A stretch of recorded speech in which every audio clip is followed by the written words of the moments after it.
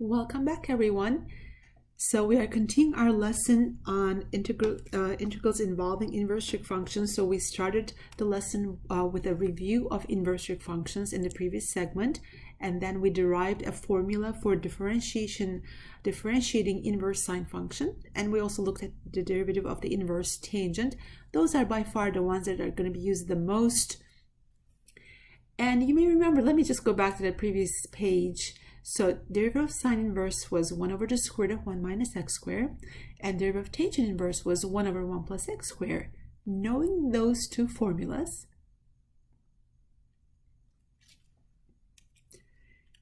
can you guess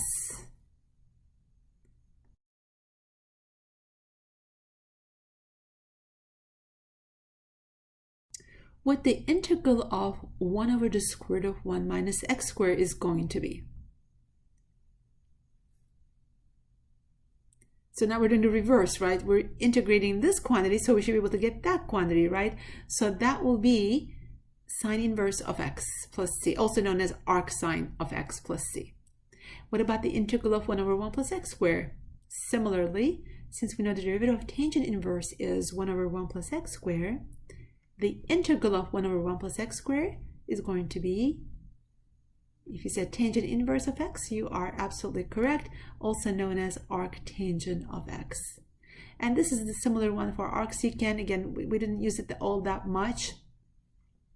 That one will be arcsecant of the absolute value of x. But again, it's good to be familiar. In case you need it, you can look it up in a formula sheet. But I'm not going to ask you to memorize that one. Just the first two by far are going to get the most usage between here and differential equations, I would say, Calc 2, Calc 3, and DFQ.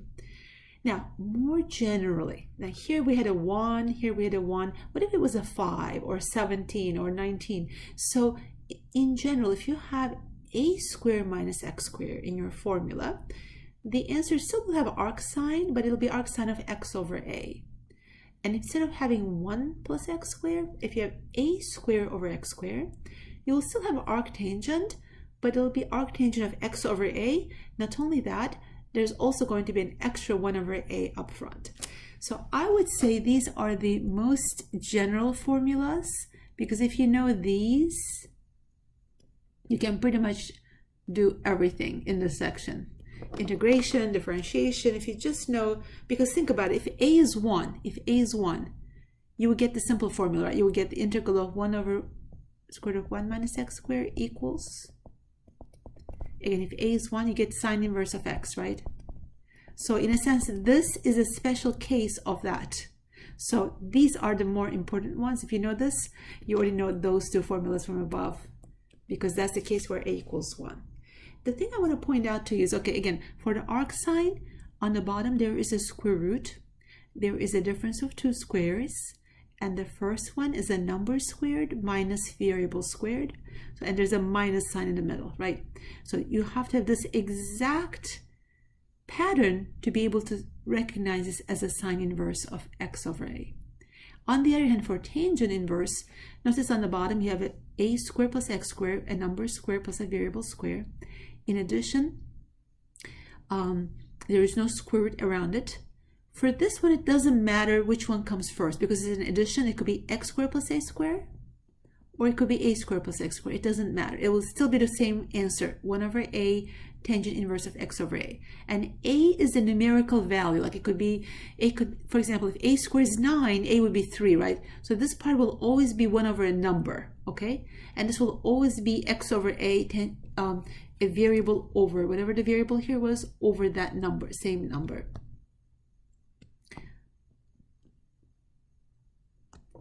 And one last thing I want to point out about these two formulas, similarities and differences.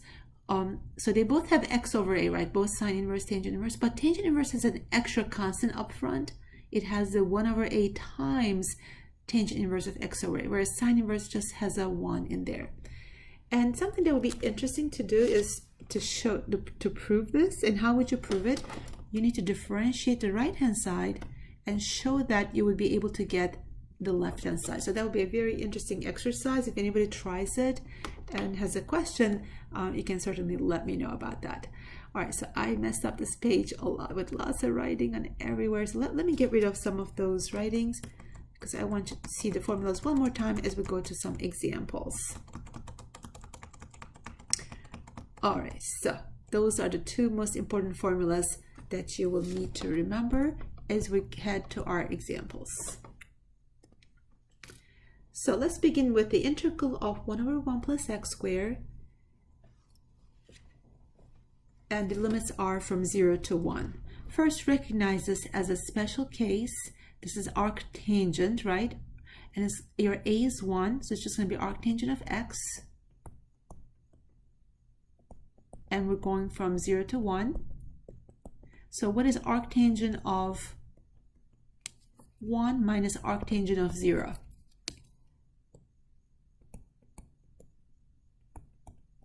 This is why we reviewed them earlier in the other segment, so to be more familiar. So when is the tangent function equal to 1?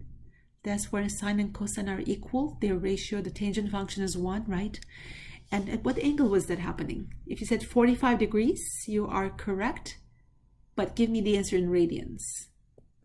Pi over 4. And arctangent of 0 is 0, so the answer will be pi over 4. All right, what about this one?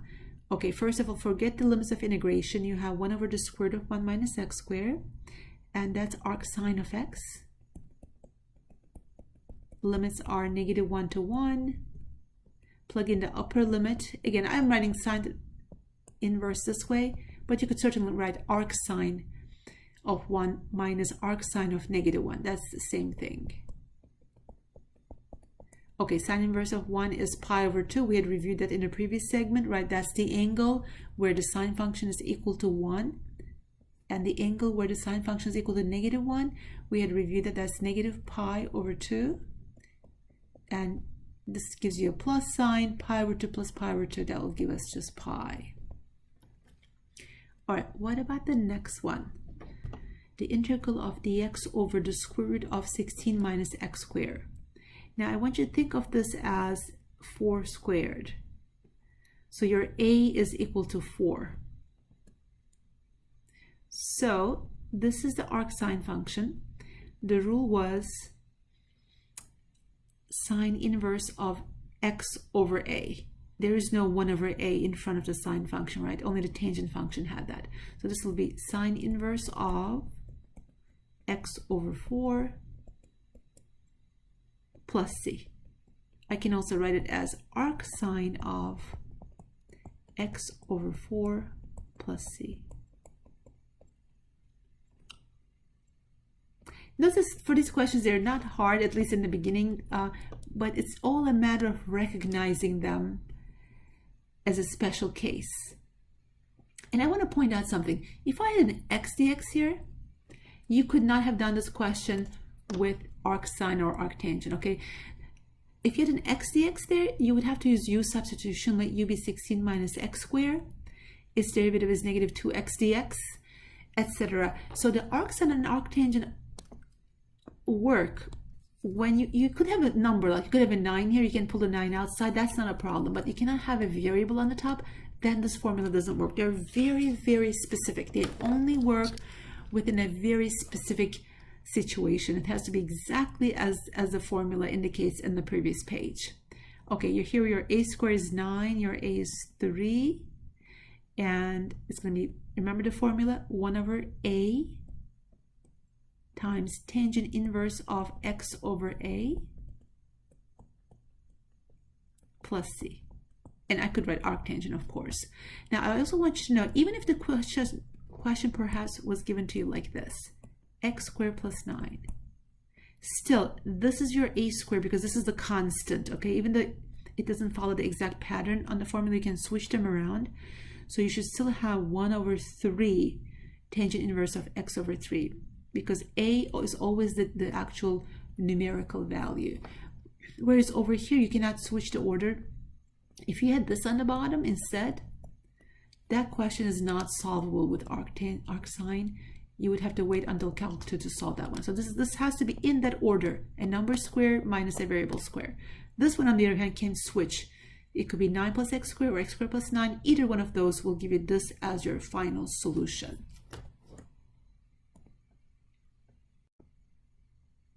Okay, let's take a look at a couple more examples involving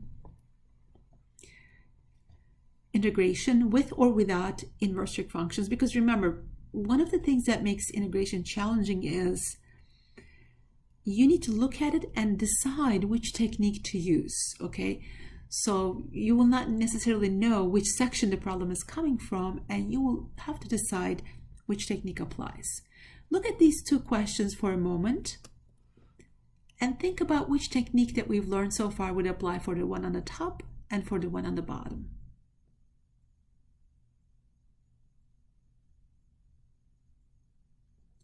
Okay, the one on the top, I can rewrite it to put it more in a standard form.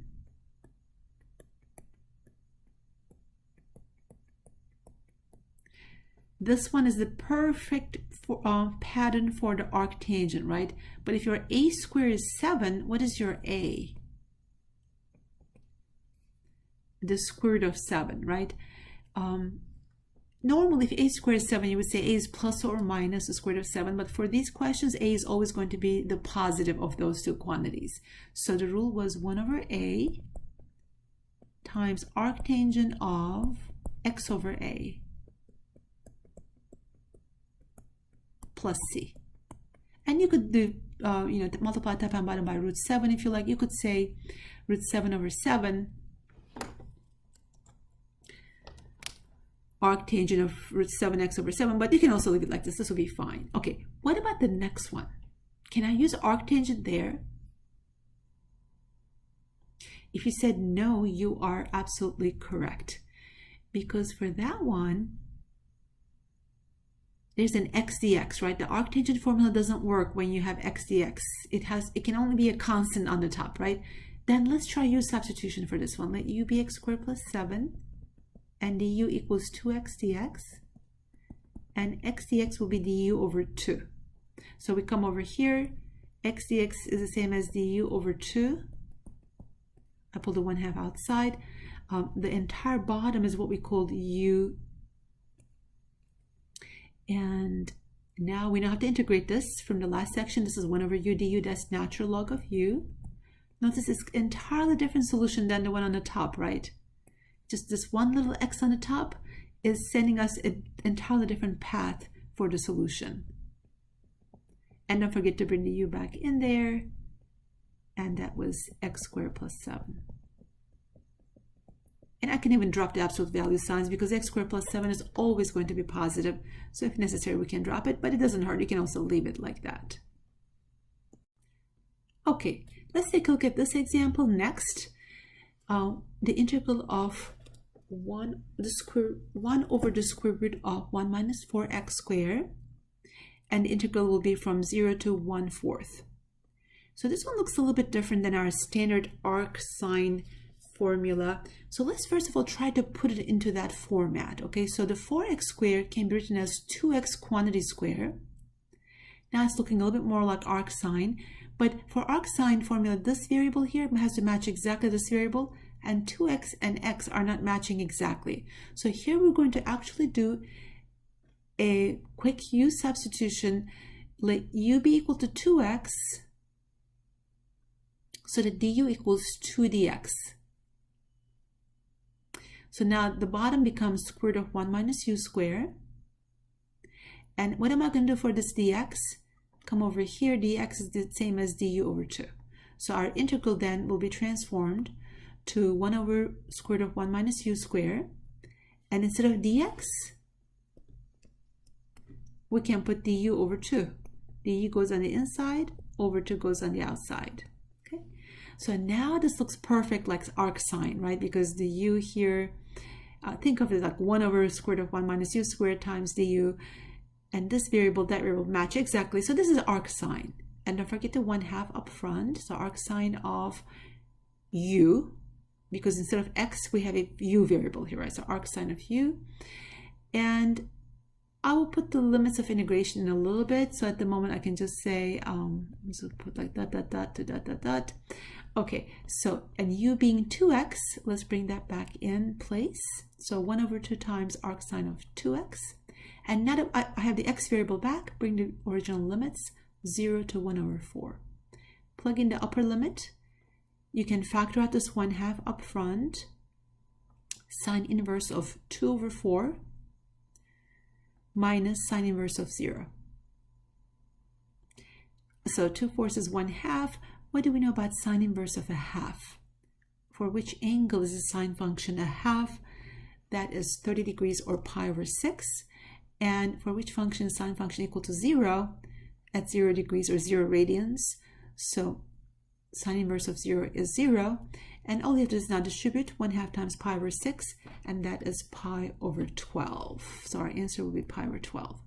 So this problem was a little bit unusual because even though it looked like arc sine, it wasn't exactly like arc sine. So step number 1 would transform it to a perfect arc sine pattern, right, by doing u equals 2x.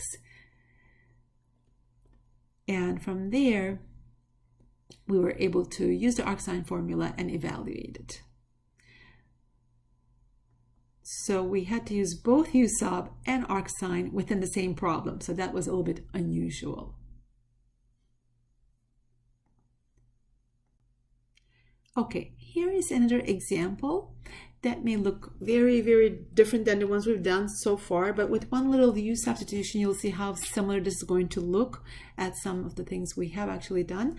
So certainly this doesn't look like arcsine, arctangent in the beginning. However, let's do a u substitution.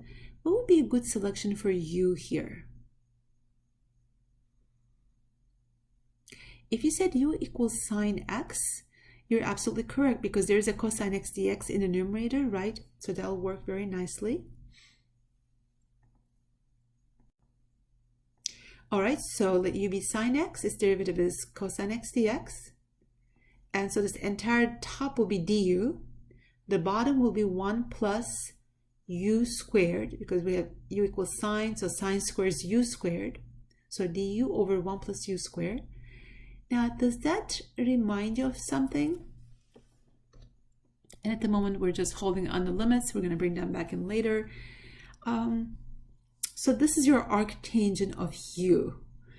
Think of it as 1 over 1, arctangent of u over 1, but that's arctangent of u. And we're going to evaluate it in a moment when we bring the limits. But let's first put the u back in place. U is sine x. And now that the x variable is back in the game, we can put the original limits of integration, 0 to pi over 2. At this point, plug in the upper limit. Pi over 2, sine of pi over 2 is 1. So you're going to have tangent inverse of 1. Minus plug in a 0 for x. Sine of 0 is 0. And you're going to have tangent inverse of 0. And again, hopefully we're very familiar with these values. We reviewed them earlier today. So tangent inverse of 1 is pi over 4. That one comes up so often. You should really, really know that one well. Not even having to go to the calculator for that one. So pi over 4. And then tangent inverse of 0 is 0. So your final answer will be pi over 4. Okay, one more example. But this time, actually, I'm going to give you a series of examples to look at. Okay, look at the ones on this page. I would encourage you to do every one of these questions because these are good mixed questions, and it's going to give you a really good idea about when to use inverse trig, when to use natural log, when to use the good old power rule or u substitution. So take a look at 5x dx over x squared plus 16 versus 5 dx over x squared plus 16. How do you do that one versus that one? And then I have two other ones on the bottom of the page. 7 dx over the square root of 4 minus x squared, and 7x dx over the square root of 4 minus x squared. So how do you do that one versus that one? So these are really good questions. I'm encouraging you to stop the video here, solve these 4 questions, and when you come back, I'm going to show you the results. So here were your 4 problems, which I'm going to number them. So I hope you had a moment, you were able to pause the video and try these. That's really the best way you're going to learn them. And if you did that, if you're ready to see the solution, spoiler alert, I'm just going to show you the answer so you can check your work. For number 1, you should be using U substitution, right? And there's your answer. For number 2, you can write this as 16 plus x squared so that it looks like the perfect format for arctangent function, and the number up front can be factored outside. That one can be done with arctangent. There's your answer. Number 3, that one can be done with arcsine function, where a is equal to 2, right? Number 4, that one will be U substitution because there's an x dx. You cannot use the arcsine function for that one, right? So you're going to use the U substitution, use the power rule. You end up with the integral of u to the negative 1/2, and finish that one to get the answer of -7, the square root of 4 minus x squared. So hopefully this lesson gave you ideas about how you can solve problems involving integration and inverse trig functions. And also, hopefully by now you have a better understanding about when you can use inverse trig functions and when you're supposed to just use U substitution to solve integrals. See you later.